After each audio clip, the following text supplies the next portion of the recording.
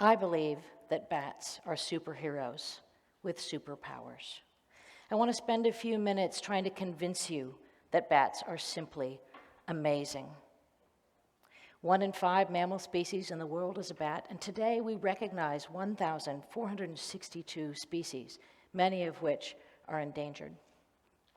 Bats are found on all continents except Antarctica, and they live in multiple different types of habitats. This particular beastie is the greater bulldog bat from Costa Rica. Like other bats, this bat is exquisitely adapted to its own particular habitat and its own particular mode of feeding. Just look at the feet on this bat. Perfect for catching fish, his specialty. But of course, I'm overlooking the most amazing thing here. This group of mammals is unique in that they have wings. They're the only mammals that can truly fly. Evolving over 50 million years ago, it's an extension of the finger bones with skin membranes in between them. It's just amazing. It makes them ecologically unique and physiologically unique.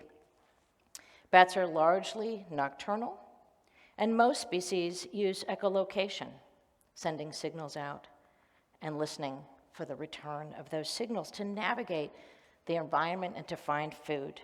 They can detect objects as thin as a human hair. Taking to the sky has opened up myriad new possibilities and opportunities for bats to move into new ecosystems and to expand their diets considerably. Most bat species are insect eaters, they're insectivorous, but this pallid bat from Arizona has taken things to the extreme. He's caught a giant desert centipede and doesn't appear to be afraid of it at all. Now, I should tell you that one of my most favorite things to do in the entire world is to set a net in a forest. I've done that here in a tropical forest on the border of South Sudan and the Democratic Republic of Congo. And then you wait, and it's like preparing for Christmas. This is one of my main study species in Africa. This is the epauletted fruit bat. She's dispersing seeds and helping regenerate forests throughout the region. We call this an ecosystem service. It's one of the ways that bats are superheroes. They play many different and important roles in maintaining healthy ecosystems. Here's another example. This is a bat from Thailand. It's a greater short-nosed fruit bat, and she's pollinating wild banana flowers. So if you like bananas, think a bat. The same is true for tequila, by the way. So bats eat all kinds of things. They eat insects, fruit, pollen, nectar, but some of them are carnivores. Here's a spectral bat from Central America. This is the largest bat we have in the New World. Her wingspan is about 3 feet. And she feeds on small birds, as you see here, and some small mammals as well. So bats use echolocation. Their diets are varied. They live in nearly every ecosystem type, and it's led to a variety of bat appearances. This spotted bat from Utah is just spectacular. Look at those ears. The better to hear echolocation calls and other sounds. I've never met a bat I didn't love, but I have to admit that some bats are so ugly that only their mothers love them, maybe and me. For example, here's an Antillean ghost-faced bat from Jamaica, or the wrinkle-faced bat from Belize, or the tube-nosed bat from Australia, nod to our previous speaker. Just amazing. But I want to talk a little bit more about their biology, not just their appearances. Despite the German moniker for bats and the famous opera by the same name, bats are not flying mice. Mice live short, hard lives, fast-paced. They have lots of pups at once. They have multiple litters a year, and they die in a few years. Bats do the entire opposite. They typically have 1 pup a year, maybe 2, and they can live up to 30 years. Longest recorded, I believe, is 39 years. They really defy our expectations for what a relatively small-sized mammal would do. Bat babies are also enormous. They can weigh 25 to 30% of the mother's weight at birth. That's like me giving birth to a 40-pound toddler. Right? They're just amazing, superpowers. And then, many species, including, this is my epauletted fruit bat again, those pups attach at the nipple and hang on to mom for hours while mom feeds all night long. Just amazing. Should be clear to you by now, I think, that the bat lifestyle requires a ton of energy. The bats have voracious appetites. Why do you need so much energy? It's because flight is so expensive. It takes a lot of energy. They can fly miles every night, right? It's like if I, which I don't, run a marathon every day, or maybe even 2. It's just extraordinary. Superpowers. But wait, there's more.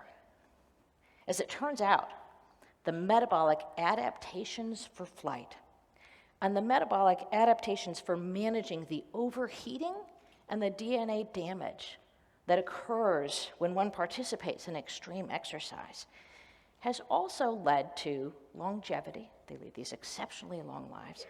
It has led to resistance to cancer. Bats don't get cancer. And it's led to an extremely efficient immune response. Amazing superpowers. I'd like to have all of them. But like all superheroes, bats have their own kryptonite. And this is where I think we segue into tonight's topic, in that we present significant risks to bats all around the world. We're the bat kryptonite. And I want to go over quickly 4 different things that we do in this changing world that present challenges for bats, and then for ourselves as well.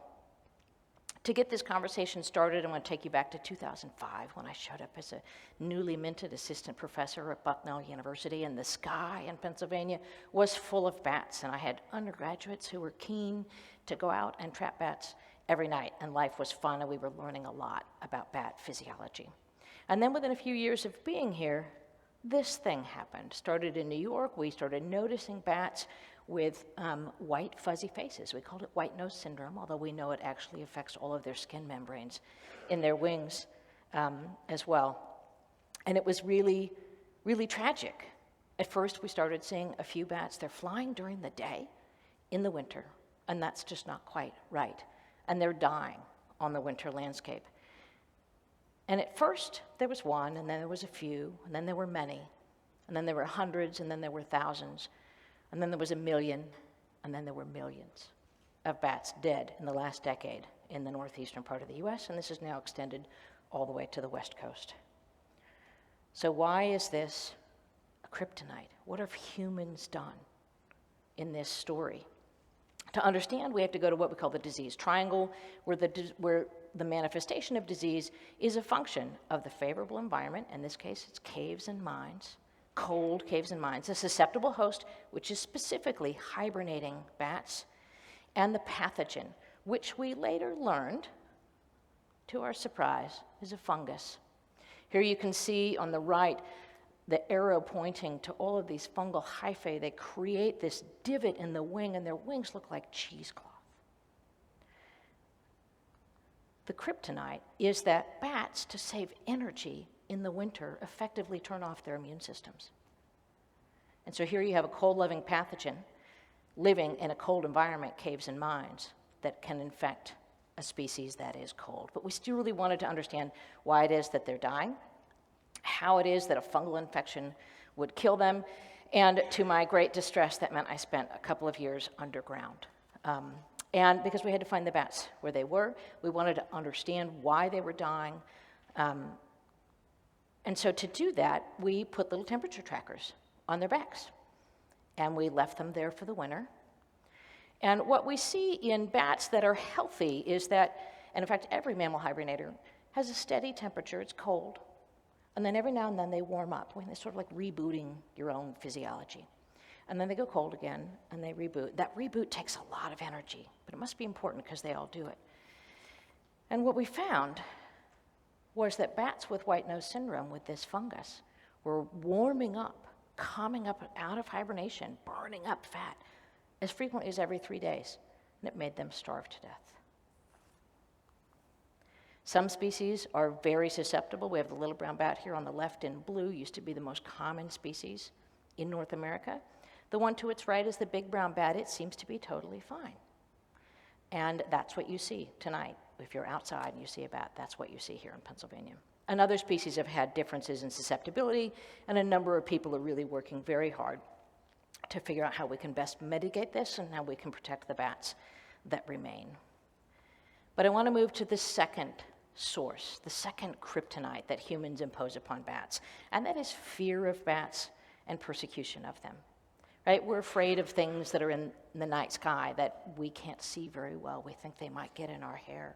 Even worse, we think they might give us rabies, or Ebola, or Marburg, or Hendra, something like that. And it is in fact true that bats can carry viral pathogens that are of significance to humans. But that spillover of bat viral pathogens to humans is never the bat's fault. It's because of things that people are doing. This is a colleague of mine, Imran Ajotri, is a Ugandan scientist. In fact, he came to Bucknell for his master's degree about 10 years ago. And in COVID, locals were getting this messaging that COVID came from bats, and they wanted to kill them by the thousands. And what you can't see there is he's holding a little book. It's called Living Safely with Bats. It was created by colleagues of mine at the EcoHealth Alliance as a part of a USAID-funded initiative, and it's been translated to many different languages. It tells people how to conserve bats, how to live with bats in their neighborhoods and in their hopefully not in their homes, but outside their homes, and how to just find this good balance. And it's been a really, really successful program. We do some viral studies. When we do, as a way to protect the animals and to protect ourselves, we do wear full PPE, and we recognize that these are the challenges. Again, we're trying to mitigate that spillover that seems to be largely a human-derived problem. And this is tied to our third form of kryptonite, and that's the bushmeat trade. So BAT says bushmeat is a significant conservation concern across much of the developing world. These are flying foxes for sale in a market in Sumatra. It constitutes a significant conservation concern for bats, but it also constitutes a significant disease spillover risk. And so here's another way in which we need to be in this changing world, moderating our behavior with bats. And then the fourth is tied to all of those things. It is the relentless destruction and degradation of habitat. In this case, it's a subsistence farmer just trying to feed her family. But in many cases, it's on an industrial scale, and it threatens wildlife all around the world. And it also makes spillover more likely.